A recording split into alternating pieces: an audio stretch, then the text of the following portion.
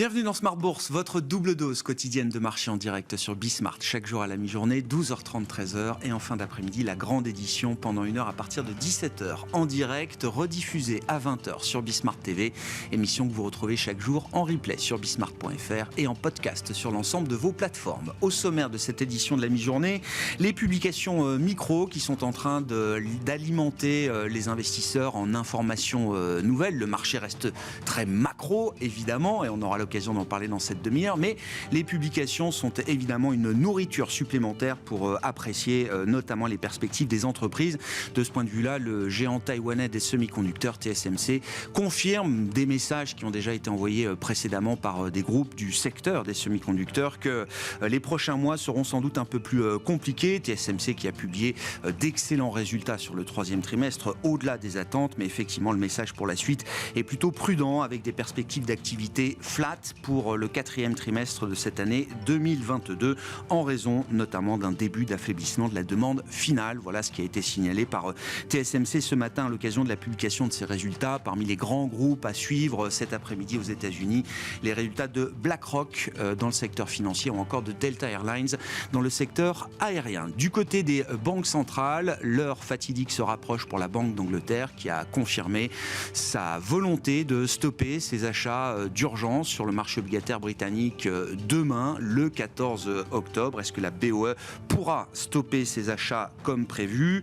Et si elle n'est pas en capacité d'arrêter d'intervenir, qu'est-ce que cela impliquera pour la suite avec une prochaine date importante dans la séquence britannique qui sera celle du 31 octobre avec la présentation du budget global et des perspectives de moyen terme pour la trajectoire des finances publiques britanniques. Et puis ensuite viendra à nouveau le temps de la Banque d'Angleterre avec une réunion sans doute très importante qui se tiendra le 3 novembre prochain pour la Banque centrale britannique. Et puis parmi les chiffres macroéconomiques à suivre aujourd'hui, l'inflation américaine pour le mois de septembre, évidemment le CPI qui sera publié à 14h30 cet après-midi, qui devrait rester suffisamment chaud pour conforter la Réserve fédérale américaine dans l'idée d'une nouvelle hausse de taux de 75 points de base le 2 novembre prochain.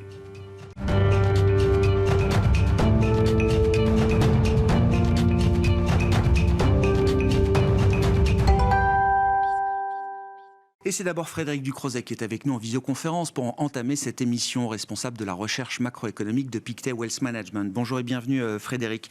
Merci d'être avec nous. Il y a donc deux chemins possibles à partir de demain pour la Banque d'Angleterre. Soit elle arrête effectivement ses achats d'urgence d'obligations britanniques, comme prévu, comme réaffirmé avant-hier par le gouverneur Andrew Bailey, soit elle est contrainte de continuer à intervenir.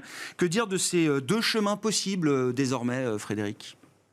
Les prévisions pour la Banque d'Angleterre, même à 24 heures, sont hasardeuses, puisqu'on a vu des revirements sur une période plus courte que ça. Je pense que malgré tout, là, le communiqué est présent. Les achats tels qu'on les a aujourd'hui en urgence, avec une limite, qui inclut d'ailleurs désormais la dette indexée sur l'inflation, vont effectivement s'arrêter demain.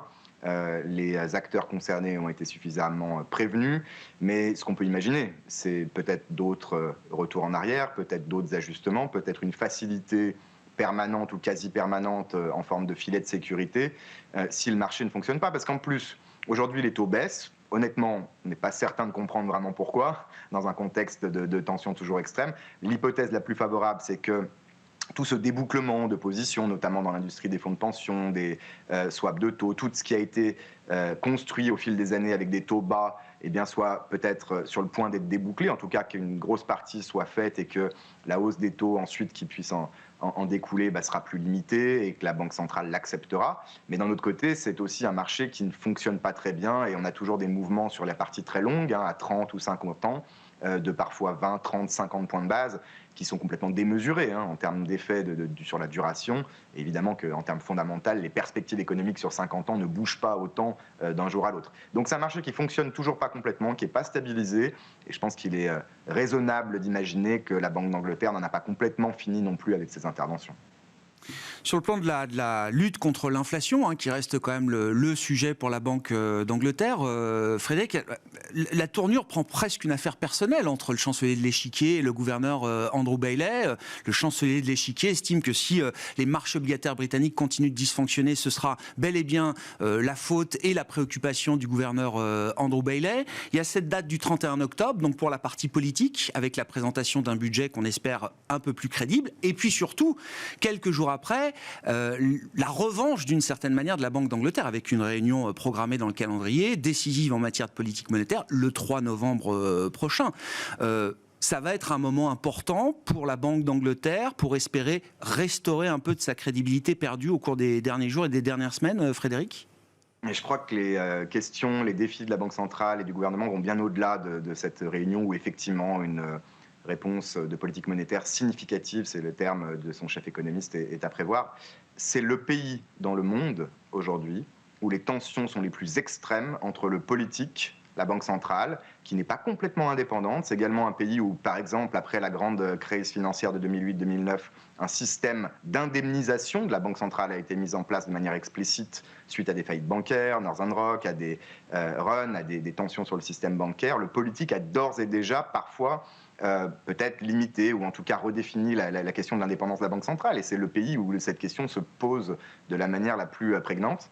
Donc je pense que c'est tout le reste du monde qui regarde, y compris la Fed, y compris la Banque centrale européenne, ce qui se passe au Royaume-Uni. Et effectivement, in fine, ça reste une question budgétaire quand même dans le contexte actuel, de par son impact sur la croissance, sur l'ampleur de la récession qui est à prévoir, sur l'inflation. Selon les mesures qui seront prises ou éventuellement réajustées, le pic de l'inflation peut être à 10, 11 ou 15%. Ça fait une énorme différence et la Banque centrale devra effectivement s'ajuster. Mais encore une fois, c'est une question qui pendait peut-être au nez du Royaume-Uni aussi, dans la mesure où la dette, comme partout, est relativement élevée et où la question de la capacité d'une banque centrale aujourd'hui à monter les taux vraiment jusqu'au niveau où elle le veut est en question. Et donc le résultat de ces prochaines réunions, prochaines décisions de la Banque d'Angleterre, à mon avis, dépassera, les conclusions et les implications dépasseront largement le cadre du Royaume-Uni.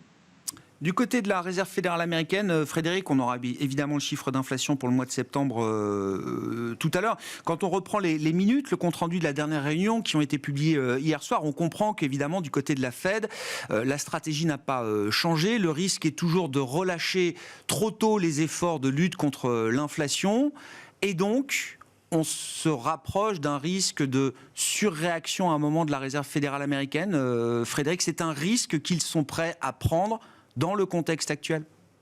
Très clairement, je crois que c'est toujours l'image de Larry Summers des antibiotiques. Si vous les stoppez trop tôt, l'infection peut revenir, qui risque effectivement une erreur de politique monétaire en resserrant de trop la politique monétaire. Quand le marché immobilier, quelque chose que je n'ai pas évoqué pour le Royaume-Uni, mais en train de s'ajuster très très rapidement, et aux États-Unis également, quand les effets réels, avec un retard, vont quand même se faire sentir sur l'économie réelle. Et je crois que c'est là le point essentiel. Donc le cadre, il est très clair. La Fed est très probablement sur le point de monter les taux à nouveau de 75 points de base en novembre. Il y a très peu de doute là-dessus, quel que soit d'ailleurs le chiffre d'inflation aujourd'hui, parce qu'il vous faudra au moins 2, peut-être 3 chiffres d'inflation meilleurs, ce que je pense est d'ailleurs envisageable, pour que la Fed enfin relâche un peu la pression. Mais malgré tout, on a parlé du Royaume-Uni, on a parlé de la pression extérieure, du risque de stabilité financière ou d'instabilité financière qui peut un jour potentiellement même toucher les États-Unis, le marché du high yield notamment. Et puis on a Brainard, la vice-présidente, vice-chairman de la Fed, qui s'est pas vraiment exprimée depuis Jackson Hole cet été, depuis que Powell a repris finalement un peu les rênes de manière plus hawkish, et qui nous dit, oui, certes, l'inflation la priorité, encore des progrès à faire, mais c'est également visible dans les minutes d'ailleurs pour quelques participants.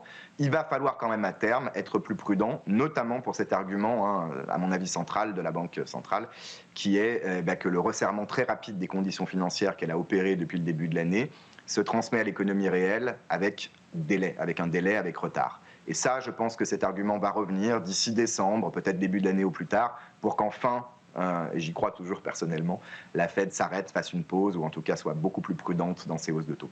Effectivement, et avec une Fed qui est désormais entrée en territoire restrictif, théoriquement, effectivement, ça change peut-être aussi la nature de la conversation future au sein du FOMC. Donc, inflation américaine à suivre cet après-midi et prochaine décision le 2 novembre. Une question technique sur la Banque centrale européenne. Frédéric, on sait que, notamment depuis la crise souveraine, la Banque centrale européenne a mis en place de la liquidité très bon marché pour le système bancaire européen, de la liquidité que les banques ont pu emprunter à taux zéro, voire à taux négatif pour une partie de cette liquidité, Frédéric. Avec l'augmentation des taux directeurs de la Banque centrale européenne, il y a l'idée qu'il faut revoir ce système de financement et de soutien à la liquidité du système bancaire. Qu'est-ce qu'on peut dire de cette question très technique et quels sont les enjeux qui se posent à ce stade et qui seront peut-être d'ailleurs résolus le 27 octobre prochain lors de la prochaine réunion de la BCE? Oui, on a eu une news aujourd'hui comme quoi des conclusions pourraient être effectivement prises pour durcir ces conditions, notamment pour les banques. C'est une question purement technique, de plomberie monétaire, parce qu'on est aujourd'hui dans une situation où il y a un excédent de liquidité stratosphérique de 4,5 trillions d'euros et qu'effectivement, même si c'est de la politique monétaire classique, quand les taux directeurs montent, on rémunère les dépôts des banques auprès de la Banque centrale, c'est normal.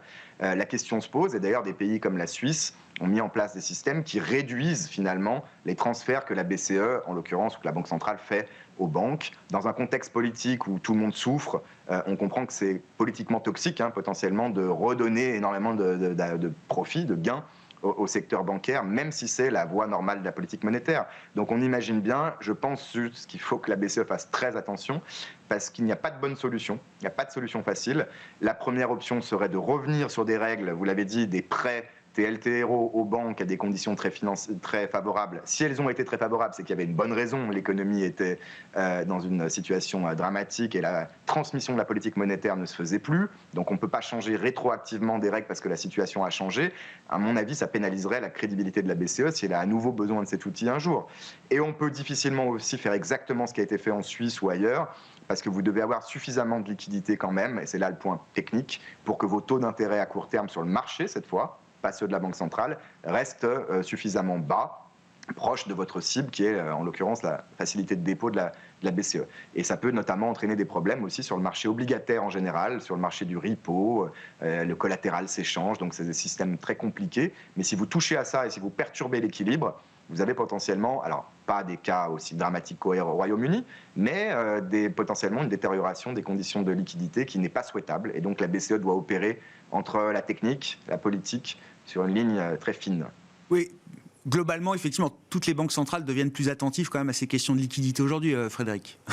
C'est certain, et voilà, la question se posait d'ailleurs aussi au Royaume-Uni. Bon, dans le cas de la BCE, pour finir, en juin prochain, plus de 1000 milliards d'euros seront remboursés dans une première opération de TLTRO, et ensuite le bilan va continuer de se réduire quand même graduellement. Donc ce problème va naturellement disparaître, mais politiquement, je ne sais pas si la BCE a le temps, effectivement, dans ce contexte très difficile, d'être trop favorable aux banques, et les news de ce matin suggèrent qu'elle voudrait durcir effectivement ces conditions. Merci beaucoup Frédéric. Merci pour votre éclairage sur ces différentes situations de banque centrale. Frédéric Ducrozet, responsable de la recherche macroéconomique de Pictet Wealth Management, en visioconférence avec nous depuis Genève.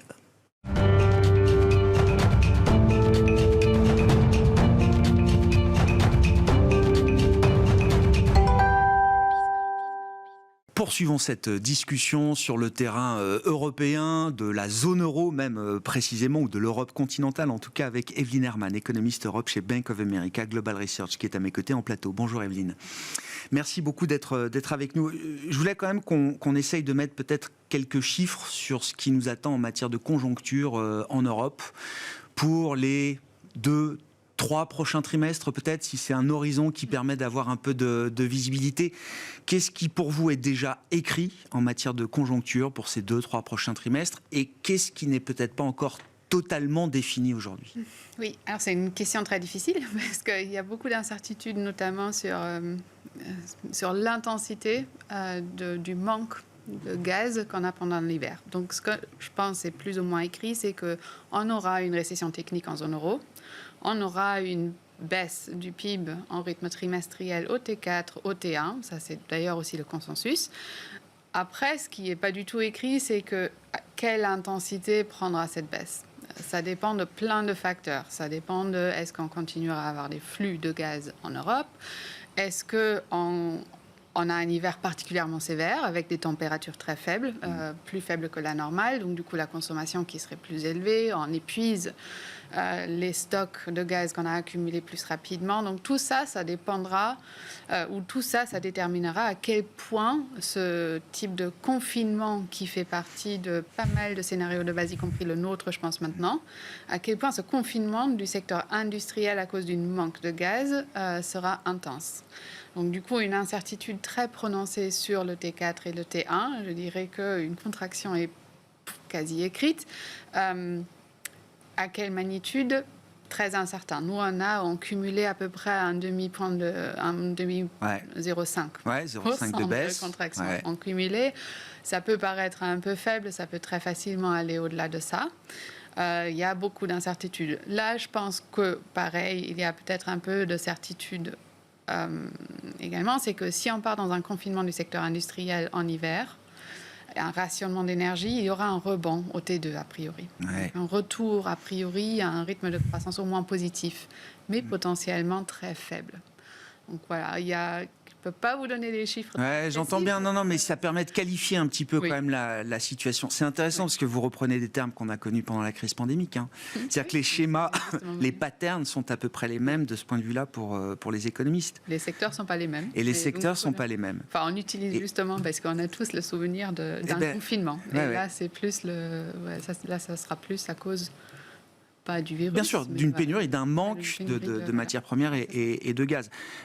L'idée, c'est que, est-ce qu'on peut avoir une récession qui soit essentiellement industrielle, ce qui serait déjà un énorme problème pour un pays comme l'Allemagne, on en parlera bien sûr, ou est-ce que, malheureusement, il faut imaginer que le consommateur craque lui aussi à un moment, sachant quand même que la situation du consommateur est plutôt saine d'une certaine manière. Enfin, il y a eu de l'épargne accumulée, il y a de la dépense publique qui vient amortir le choc un peu partout en Europe de la crise et de la facture énergétique pour les ménages. Peut-être pas suffisamment, mais ces efforts-là, ils sont quand même importants aujourd'hui. Est-ce qu'on peut avoir une forme de découplage entre les deux grandes parties de nos économies ou est-ce que c'est compliqué à imaginer? C'est compliqué. Après, si on part vraiment dans une récession technique en industrie pendant l'hiver à cause d'une pénurie, elle est limitée dans le temps, en intensité. La même intensité n'aura pas, on ne pourra probablement pas prendre ça proportionnellement pour le reste de l'économie. Par contre, il y a le grand défi des prix énergétiques qui resteront très élevés pendant probablement très longtemps, ce qui engendre une perte de pouvoir d'achat pour les ménages aussi.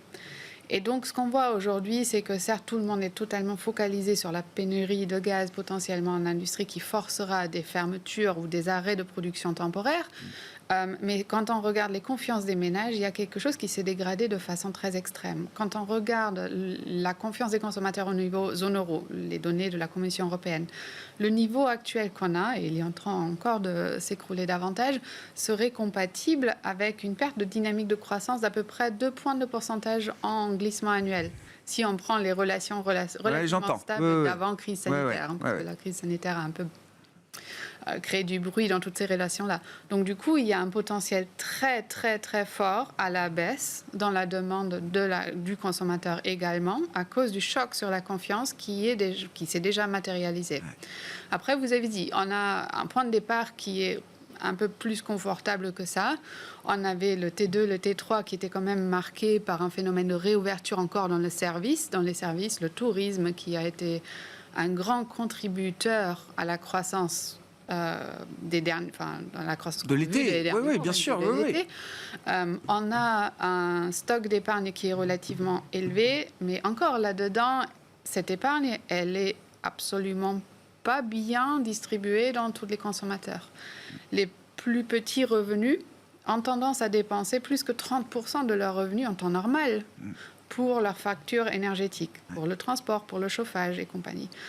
Là, les prix énergétiques ont flambé. Donc, du coup, il y aura une plus grande partie du revenu chez certains groupes de consommateurs, enfin chez tout le monde, mais surtout sur les petits revenus, qui va coincer, qui va vraiment limiter le reste pour le reste de la consommation. Ce qu'en économie, on appelle après un K-shaped impact ou un K-shaped recession. Et ça peut provoquer effectivement des réactions complètement non linéaires dans la consommation en agrégat, desquelles on n'a pas du tout l'habitude. On a de la politique budgétaire qui aide. Donc, du coup, on a eu les chèques à l'énergie, on a eu les subventions sur certains prix d'énergétique. Mais les niveaux aujourd'hui, malgré toutes ces interventions, le soutien reste beaucoup plus élevé. Et la compensation budgétaire aujourd'hui est incomplète par rapport au niveau du choc. Et donc, du coup, on part sous l'hypothèse que voilà, ça tient plus ou moins la route, on aura une récession technique. Après, on aura une croissance beaucoup plus faible que prévu avant ce choc énergétique et avant la guerre en Ukraine. Mais qu'on évite vraiment cette récession endogène en zone euro qui se traduit en marché de travail, en consommation et qui va vraiment enrober l'intégralité de l'économie. Donc ce n'est pas une mauvaise stratégie de dépenser des dizaines ou des centaines de milliards aujourd'hui pour essayer de maintenir, quand même, d'éviter ce scénario de récession plus longue et plus profonde, Evelyne, même si c'est contradictoire avec l'objectif de la BCE, évidemment, de lutter contre l'inflation, ça reste quand même net plutôt une bonne stratégie. Oui, moi je pense. Après, on peut discuter comment on dépense. Oui. Alors, la vraie question, c'est que comment on dépense cet argent-là et à quel terme et comment on le distribue. Parce qu'un stimulus budgétaire n'est pas pareil dans toutes les constellations. C'est ce qu'on voit d'ailleurs au Royaume-Uni en ce moment. Donc, un stimulus budgétaire qui est vraiment ciblé, c'est très nécessaire pour compenser la grande perte de revenus disponibles dans le secteur privé, des ménages et des entreprises, qui, pareil, ils ont des factures d'énergie qui sont en train de flamber. Et donc, du coup, donc, pour les ménages, on est probablement sur une trajectoire où déjà en 2020, en 2021, on avait à peine de la croissance du revenu disponible réel en agrégat. Là, on aura 2022, 2023 en contraction. Bien sûr. Essayer de limiter cet impact-là pour que ça devienne vraiment quelque chose d'endogène, ça a beaucoup de sens. Après, c'est pas ça ce qui est derrière l'inflation aujourd'hui. C'est pas, c'est là aussi le contraire, un peu le contraste avec les US ou le Royaume-Uni. En zone euro, on a une économie qui n'a pas perdu de capacité de production. Notre marché d'emploi aujourd'hui, l'offre d'emploi, il est supérieur par rapport à ce qu'on avait avant crise sanitaire. Le taux de participation, il est supérieur. Le nombre de personnes qui sont sur le marché d'emploi également. Et la même chose sur côté entreprise. On n'a pas eu des faillites d'entreprises en masse. Grâce à du coup, on est dans une constellation un peu autre où tout ce qu'on voit en termes de faiblesse de PIB aujourd'hui, c'est probablement plus une manque de demande plutôt qu'une manque d'offres. Ce qui fait que l'inflation aujourd'hui, c'est vraiment les prix énergétiques qui l'amènent. Et ça, il faut protéger la demande. Oui, j'entends bien. Plutôt que de... Voilà. Donc il n'y a pas une opposition aussi frontale entre la stratégie des gouvernements et des États, même s'il y a peut-être des points améliorés dans la dépense et dans là où l'argent est dépensé, et ce que fait la Banque Centrale Européenne. Non, mais c'est aussi une question du volume de ce qu'on met à table. Certes, les quantités qu'on voit, les chiffres qu'on voit sont énormes. Mais oui, c'est plusieurs points de PIB à chaque fois. Mais le choc, il est énorme. Quand vous regardez la dégradation en cumul des prévisions de PIB, et on fait ça en contraste avec ce qu'on met à table en termes de budgétaire, et on prend les multiplicateurs standards, c'est vraiment pas la même chose. Et donc, du coup, là il semble y avoir un accord assez prononcé aussi quand on regarde la communication des ministres de Finances au niveau européen, le Eurogroup, qui avait dit qu'effectivement, l'ambition devrait être de soutenir l'économie, stabiliser l'économie, mais ne pas stimuler la demande pour amplifier les pressions. Donc, du coup, il y a un peu... pas un accord, mais il y a une certaine coordination quand même qui fait qu'on met à risque quand même la demande. Ça, c'est une intention, une philosophie, mais c'est un chemin de crête, parce que dire on compense on soutient juste ce qu'il faut, mais on ne stimule pas. Oui, c'est un équilibre, évidemment, c'est quasi théorique. impossible d'aller vraiment sur le point. J'entends bien. Mais ça, oui, non, mais ça montre quand même la nature quand même des débats et de la conversation qu'il y a dans le policy mix européen aujourd'hui. Je voulais qu'on puisse dire un mot de l'Allemagne, quand même spécifiquement, Evelyne. Oui. Qui joue gros, bien sûr, dans cette affaire, qui met des moyens qu'on n'a jamais vu l'Allemagne mettre sur la table, en tout cas ces dernières années. Donc là, c'est un nouveau programme jusqu'à 200 milliards d'euros de dépenses. Sur plusieurs années, hein, c'est pas pour un trimestre ou deux, évidemment. Quelle est la stratégie justement de déploiement de cette enveloppe gigantesque, Evelyne ?